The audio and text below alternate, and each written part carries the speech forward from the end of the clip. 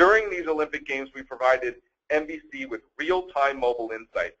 So armed with USAM's mobile consumer app, our survey respondents documented when the Olympics were airing at bars and restaurants across the United States.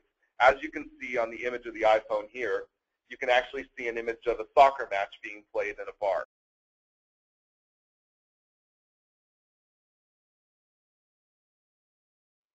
Panelists were required to find the beverage aisle, snap a photo of the area, and answer a few questions about their consumption habits and perception of certain brands.